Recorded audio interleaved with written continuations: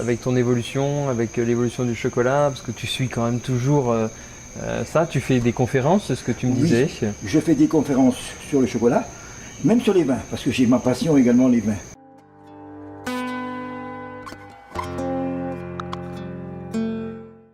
D'accord. Hein, j'étudie les vins tous les jours, donc c'est un peu mon livre de chevet, donc je n'ai pas de mérite, mais j'ai d'ailleurs fait une conférence dernièrement, il y a quelques années, avec Monseigneur le Comte de Paris, Henri de France.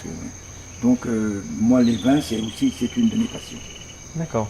Et avec toutes ces passions-là, mais je suis sûr que tu as des rêves, est-ce que tu as un rêve les plus fous que tu voudrais réaliser sur le chocolat? Alors moi je vais quand même te dire qu'il m'arrive le matin, à 2-3 heures, de me relever, puis de prendre des notes, prendre un papier pour faire une nouveauté, une création. Par exemple, au mois de septembre, pour nos 50 ans, on va créer un nouveau, c'est une image d'Épinal.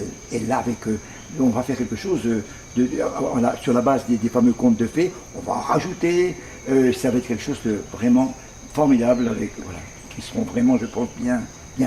D'accord, mais est-ce que toi, avec ces idées-là que tu fourmilles, je suppose que tu as un rêve que tu aimerais réaliser? Mon rêve, malheureusement, ne se réalisera pas.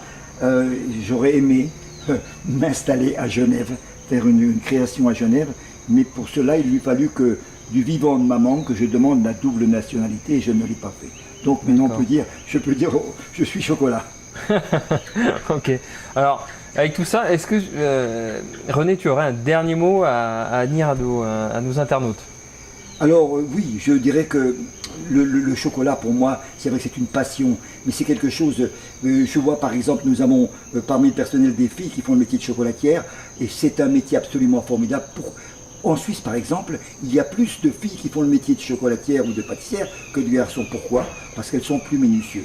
Donc moi je dis que là, c'est un métier qui est absolument formidable et qui, avec le chocolat, c'est vrai que de plus en plus, et puis on peut faire, c'est un métier quand même artistique, on peut faire des nouveautés, des créations, il n'y a jamais de fin.